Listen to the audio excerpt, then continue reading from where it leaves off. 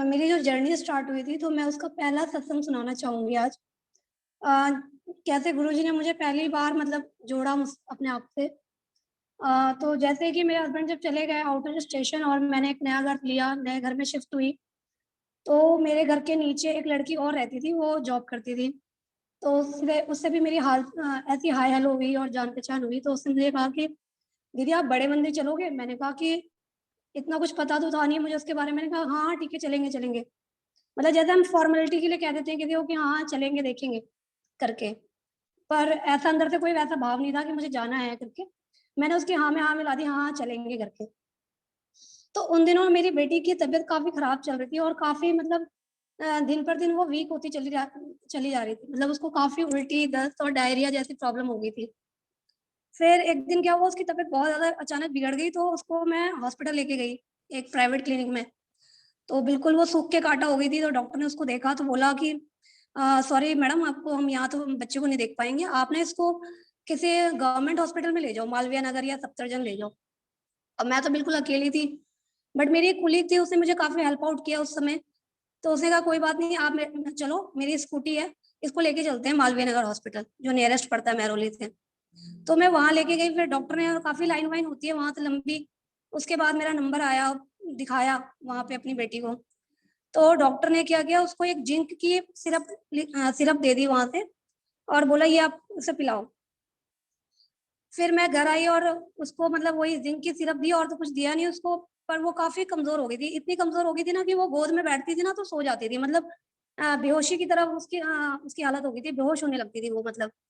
जैसे बिल्कुल शरीर में जान नहीं होता, उस तरीके की उसकी सीवियर कंडीशन हो गई थी।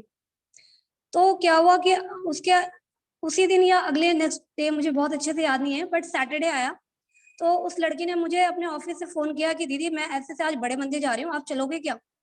और मैंने उसे ये कह के मना कर दिया, मैंने कहा नहीं यार, मेरा बच्चा बहुत बीमार है, मैं तो अभी नहीं जा पाऊँगी। तो उसने कहा ठीक है दीदी, कोई बात नहीं, मैं जा रही हूँ। उसके बाद उसने फ़ोन रख दिया, मैंने भी फ़ोन रख दिया। उसके 15 मिनट के बाद पता नहीं मुझे क्या हुआ अचानक, और वो गुरुजी की महिमा थी, मैं कहूँगी कि मुझे एकदम से 15 मिनट के बाद ऐसा महसूस हुआ कि यार चलने में क्या हर्ज है, मरता क्या नहीं करता वाली बात है अभी तो, कि इतना बताती है वो बड़े मंदिर करती है करके। उसने मुझे शायद एक लाइन ये बताई थी कि वहाँ पे जो भी क्रॉनिक डिज़ीज़ होती है वो वहाँ जाके ठीक हो जाती है। तो बस मेरे मन में ये 15 मिनट में ये थॉट आया कि मुझे जाना चाहिए अपनी बेटी को लेके, क्योंकि उस समय तो मैं हार चुकी थी बिल्कुल हर तरीके से, क्योंकि उसकी तबीयत इतनी ज़्यादा खराब थी और डॉक्टर ने भी बस एक सिरप पकड़ा दी थी, तो मुझे इतना कोई ये नहीं लग रहा था कि ये पी के ये ठीक हो जाएगी। तो 15 मिनट के बाद मैंने उसे कॉल बैक किया, मैंने कहा यार एक काम करती हूँ, मैं चलती हूँ तुम्हारे साथ, ठीक है?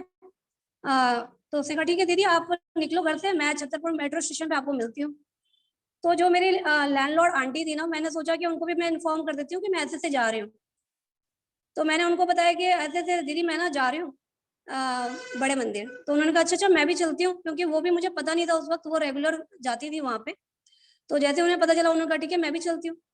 तो हम घर से निकले और उन्होंने मुझे कहा ऑटो कर लेते हैं, बच्चा तुम गोद में लेके कैसे चलोगी यहाँ से छतरपुर तक? और मैं बिल्कुल नई नहीं थी उस समय, तो बहुत ज़्यादा मुझे हेजिटेशन हो रही थी कि मैं उनको कैसे कहूँ कि आप ऑटो कर लो। और मैंने कहा नहीं, नहीं कोई बात नहीं, मतलब जैसे हम बिल्कुल नए-नए किसी से मिलते हैं तो ज़्यादा बातचीत तो हम कर नहीं पाते खुल के। तो मैंने कहा नहीं, नहीं कोई बात नहीं, मैं इसको गोद में लेके चली जाऊँगी। आप सोचो कि जो लोग महरौली में रहते हैं उनको पता होगा कि अंदर से लेके छतरपुर तक वॉक करना बच्चे को गोद में लेके, ये काफ़ी डिफ़िकल्ट काम है। लेकिन पता नहीं क्यों मैंने उनको बोल दिया कि नहीं, कोई ज़रूरत नहीं है ऑटो करने की, हम चलते हैं, वॉक करके चलेंगे। तो वो मेरा फर्स्ट टाइम था जब मैं बड़े मंदिर गई, वहाँ से शटल सेवा में हम बैठे और फिर बड़े मंदिर गए। और मेरी बेटी बिल्कुल ऐसे जैसे बार-बार उसको ड्राउज़ी फ़ील हो रहा था, या वो नींद आ रही थी उसको, या कमज़ोरी के कारण वो फेंट हो रही थी, क्या हो रहा था। तो पूरे रास्ते वो मेरे गोद में चिपकी रही मेरे मेरे से। और जैसे ही हम वहाँ मंदिर पहुँचे तो मैंने उसको, क्योंकि उसको उल्टी दस्त 1 महीने से हो रहे थे, तो उसको मैंने पानी जल प्रसाद पिलाने की कोशिश की, तो उसने हार्डली 1 घूँट या 2 घूँट पिया होगा।